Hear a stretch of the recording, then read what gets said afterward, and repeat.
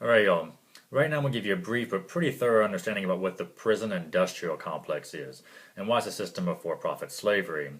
Now, the prison industrial complex itself is a multi-billion-dollar industry whose goal is a limitless expansion of prisons, jails, immigrant youth detention centers. And they do this by spending millions of dollars a year to kill drug rehabilitation programs, any reform in the system, and their stated goal and business model is to keep prisons full for shareholders and to keep profits up, and to keep prisoners returning as quickly as possible to prisons.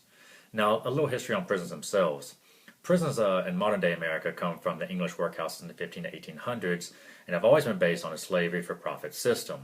First on classism, then heavily on race during the time of the Reconstruction with convict leasing system and black codes. The modern day incarceration boom is from Nixon in the 70s with the drug war.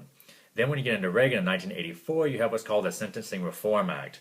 And what this does is it makes judges give the harshest punishment possible for crimes. And since then, the boom in prison population has been exponential and has continued on a straight path. So the industry itself is represented by corporations that profit from incarceration, like Corporate Corrections of America and GEO Group. You also have a powerful prison guards union called the CCPOA, or California Corrections Peace Officers Association. You have politicians who want to seem tough on crime, and immediately sensationalizes it like it's a reality TV show for good ratings and drama.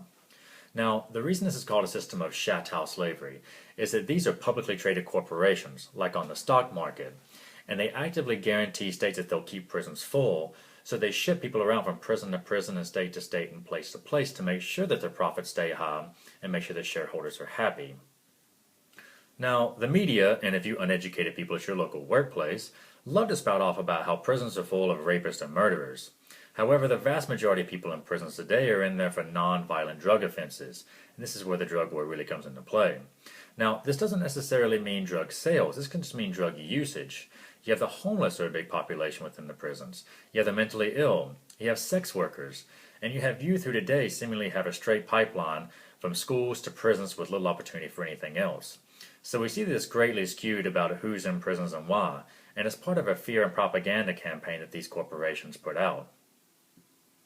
The main power that keeps driving this force are the prison guards union, in California known as the CCPOA, or the California Corrections Peace Officers Association.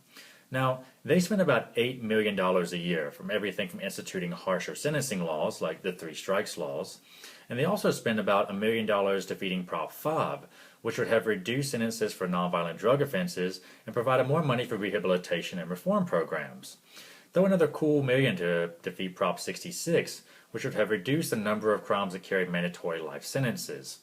It doesn't stop there though, because the CCPOA spent $2 million on Jerry Brown's gubernatorial campaign, and they bet on every horse in the race. And in the last 10 years, they've contributed massive money to every elected state senator in California.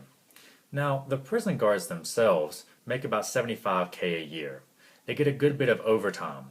And the way that drugs and contraband come into prisons in the first place is through the prisons guards. This is not a secret, this is not conspiracy, this is the way it happens. So put all this together with a powerful union to protect you, and you've got one slick hustle. And that's really just what it is, a slick hustle. Now, a few little odds and ends on the side here. You have what's called the cash for kids scandal. So when judges were actually getting a kickback of the profits these corporations were making for giving kids harsher punishments and longer sentences. You have police forces are incentivized to make arrests so that they can keep a portion of the cash, cars, and anything they confiscate. You have gang injunction laws. You have safer cities initiatives. You have blatant corruption in the LAPD, Oakland PD, it goes on and on. Police forces all the way across the country. And you have mandatory minimum laws that puts the power in the hands of prosecutors so that 97% of cases go to plea bargain and not to trial. Now, recidivism means return rate. And California has the highest recidivism rate in the country at over 50%. And it's easy to understand why. It is in these corporations' business model and very interest to keep people in prisons, to keep them full, and returning back to prisons. It is against their business model and interest for rehabilitation programs, for reform, and to end things like the drug war.